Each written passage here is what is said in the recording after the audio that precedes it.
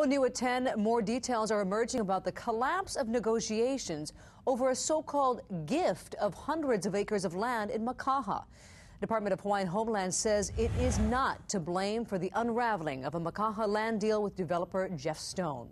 KITV4's Catherine Cruz has the latest developments. Catherine? Well, you know, what started out to be a generous donation of land and a vision to help change a community has resulted in hardball negotiations over a land sale and an escalating public relations war. Big difference. Richard Robles was disappointed to hear that the plans for Makaha may not go forward. His family's on the wait list for homestead land. My mom's been on the homestead list since about the early 90s, and then me, I just got on in the mid 2000s. So, yeah, just we'd like to get that Hawaiian homestead. The head of DHHL said he only learned of the collapse of the talks this week. It was a shock to us. We know, these kinds of deals can be complicated. We've been talking to both sides this entire time and felt like it was close to getting done.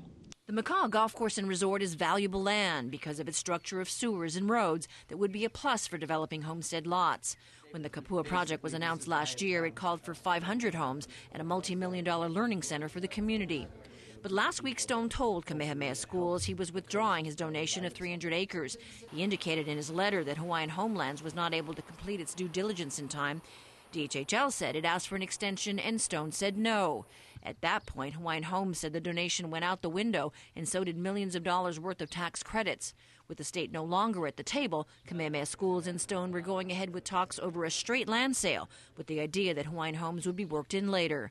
Today, Stone released a letter he sent to the governor saying KS deviated from the original terms of the agreement. Kamehameha Schools also issued a statement denying it. If this deal doesn't work out, that somehow all hope is lost. I think, like I've mentioned before, if this doesn't close, we'll learn our lessons and we'll get busy with the next project. But we will do something on the Leeward Coast. Now, the deal was to close on June 30th, but it's not clear if the parties can go forward at this point. It did take more than a week after talks broke down before anyone was willing to say anything publicly. Back to you. All right. Thanks a lot, Catherine.